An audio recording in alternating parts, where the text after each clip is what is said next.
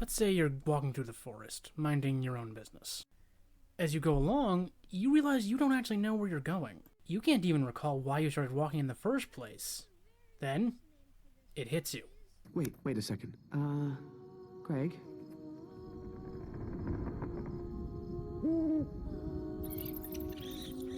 Where are we? And so begins.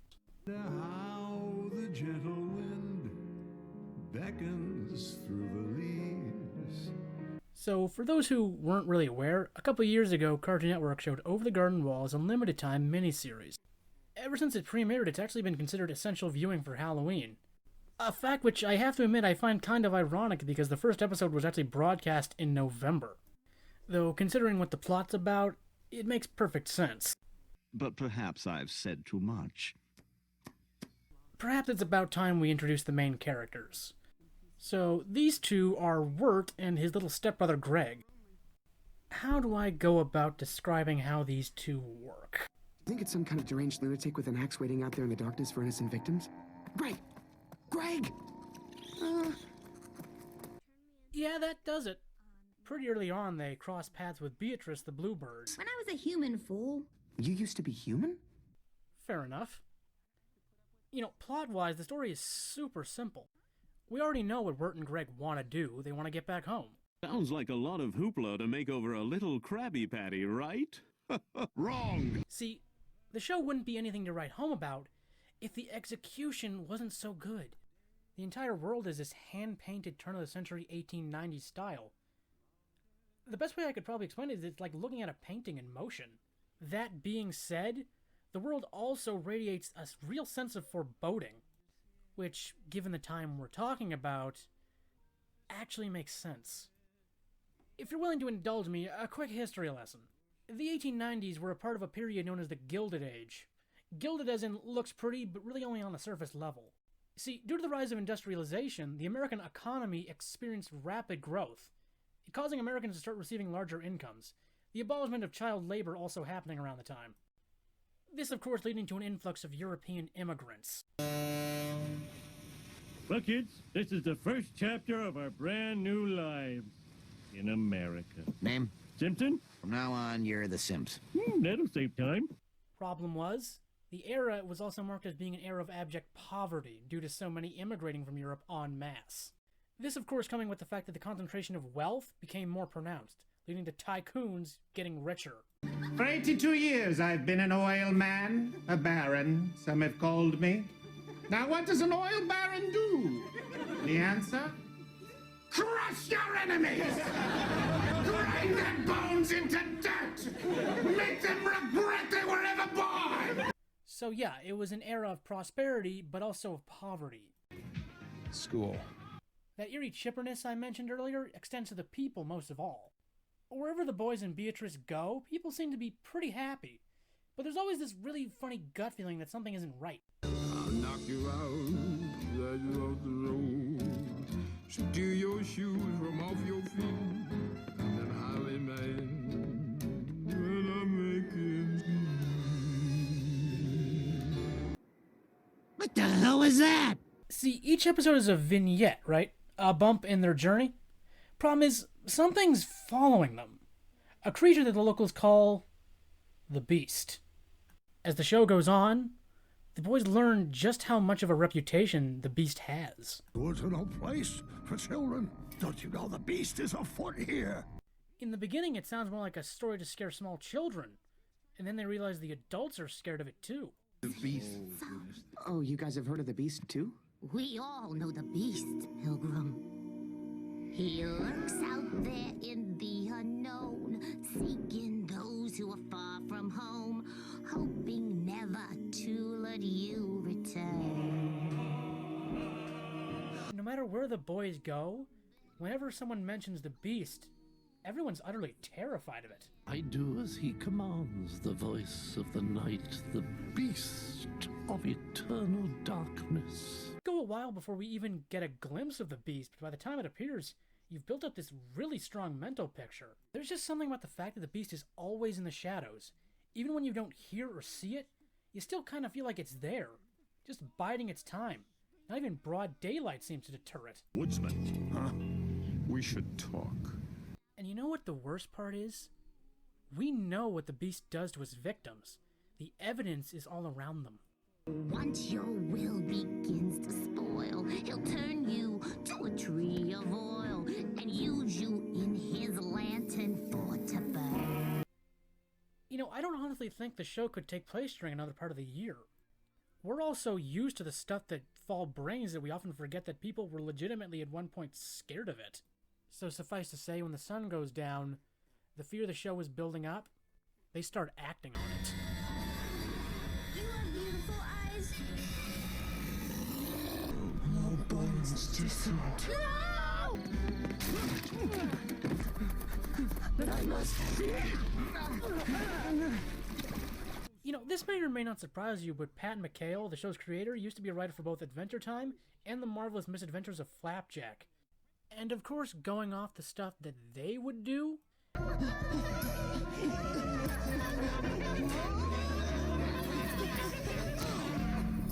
It's the only way!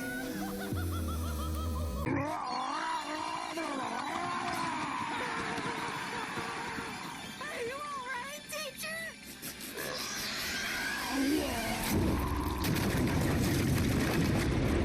Not to mention being the inspiration for the Flapjack character Punzy McHale. I'm about to open a new chapter in Rhyme and Punishment. You think you're ready for my rhymes? You'll soon be green as envious limes. I see you're not yellow, fellow, but I don't want to make you blue. So get a clue and purple the plug before you played, or I'll arrange a rainbow on your parade. To then help make this. The night air is poisonous. Breathe it in, lady. Word, Greg, let's go. The deadly air. Whoa, jeez, she wasn't kidding. It's French. Yeah, this tracks. So my theory is, hot dogs are not actually dogs, regardless of what they teach in school. Jokes about creepy imagery aside, the show is pretty good about mixing them with comedy. Not every episode is doom and gloom. There are genuine moments where the trio can take a breather. Oh, potatoes and molasses.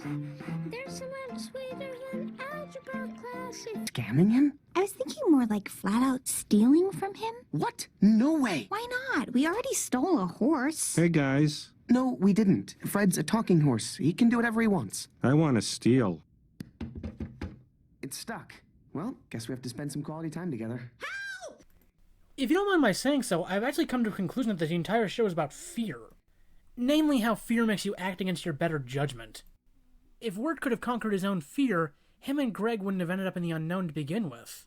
Now, based on this, you'd have to figure the message is to live without fear, right? Problem is, without fear, you're not wary of consequences.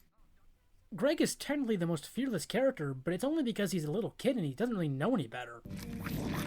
He's eating your candy. I wonder if he ate my whole candy trail that led to this mill. You what? Ah, Greg, you led the beast right to us with your candy. That being said, Greg not thinking does have its advantages. Hey, Word, look! Greg? Word, he spit up that turtle and now he's my new best friend!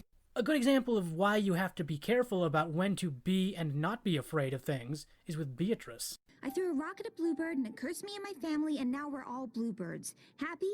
Now you go. Whoa, your whole family? By all accounts, it's her own fault that she's a bluebird to begin with. Because of one rash decision, Beatrice got her entire family turned into birds. All I know is I am never going back till I can make them human again. I'd do pretty much anything.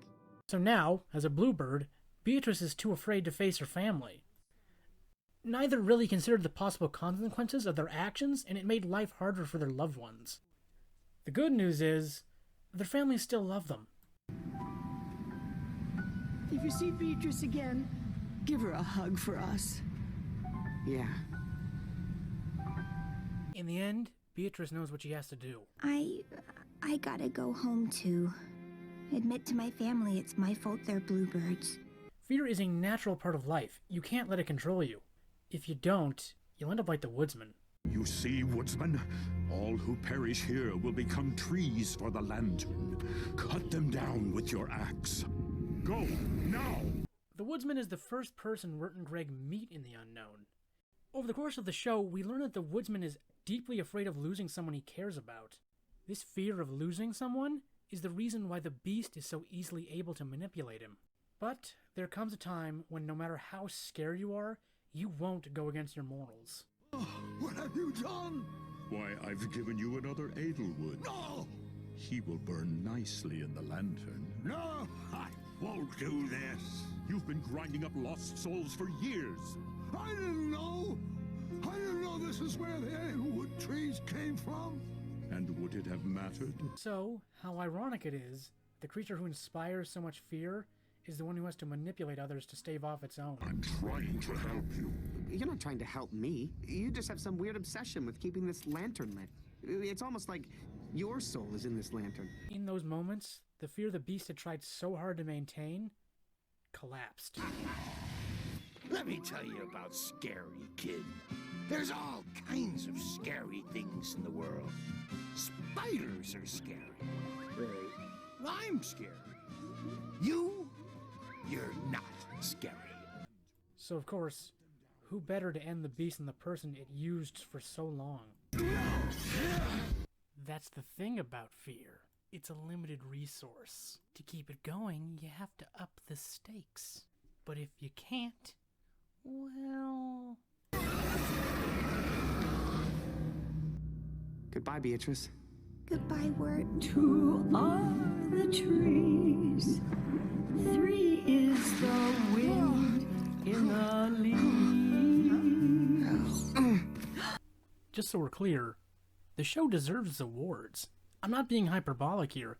The show's technically won 4 Emmys. The Emmy for Outstanding Animated Program goes to Over the Garden Wall. Thanks, everybody. My voice is cracking. I'll read some stuff off this piece of paper. Thanks to the Academy, Cartoon Network, my parents, my wife, Juke, and my son, Sam, Nick Cross for art directing the series, and it's just gorgeous stuff that he did. And Nick Cross, production design, Over the Garden Wall. Nick Cross, background painter, Tome of the Unknown. Yeah, so I won too. Chris Siriotis, background layout designer, Tome of the Unknown. No, don't take it from me. Wirt's voice actor Elijah Wood even feels the same way. And then the artwork. And it was really, honestly, the artwork that kind of drew me in. It sort of, it evoked, you know, cartoons that we haven't seen in a long time, the idea of something that's hand-painted, 2D cell animation.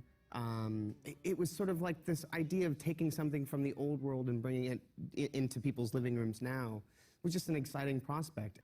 So after going through all of that, what's Wirt to really fear? Okay, so, about this? Yeah, so, I don't have a tape player, so... yeah. So, maybe we can listen to this? You can listen to it at my house. Yes.